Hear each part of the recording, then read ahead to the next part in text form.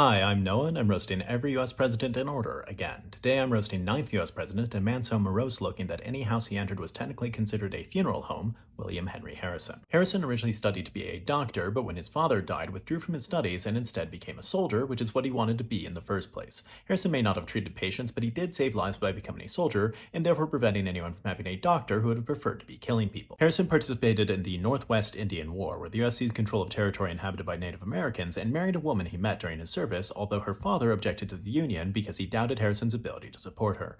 I don't see why his father-in-law was so worried. What was Harrison going to do? Run out of other people's land? Harrison eventually became the territorial governor of Indiana, where he met with 5 minor chiefs of the Sauk tribe and plied them with alcohol before getting them to agree to sell a tract of land more than double the size of the current state of Indiana for the paltry sum of the equivalent of $21 per 20,000 acres. It's pretty despicable that Harrison essentially stole from these people after getting them drunk, but I do see why he did it. I mean, who in their right mind would sit down with him sober? Harrison, who was born into a rich slaveholding family in Virginia, tried in vain to get slavery legally allowed in Indiana, despite it being unpopular among his constituents. Harrison wasn't going to let it being unpopular stop him. After all, slavery was also very unpopular among the people he kept as slaves. Harrison is well known for winning the Battle of Tippecanoe against Native American forces united under the leader Tecumseh, although contemporary reports are actually divided as to whether it was a victory or a stalemate, as Harrison lost more troops and didn't end the war. I would say that it was a victory for Harrison, though, because he achieved his objective, getting away with telling everyone that it was a victory. Of course, what Harrison is most well known for is being the shortest-serving president in history, dying a mere 32 days after being inaugurated.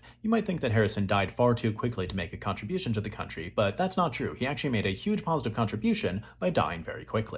Alright, please consider donating to help the family that I sponsor in Gaza. If you'd like to support me or watch bonus videos, please check out my Patreon. Then let me know who else to roast, and join me next time when I'll be roasting 10th US President and a man who is so thin and fancy he looks like he'd be voiced by a piccolo, John Tyler.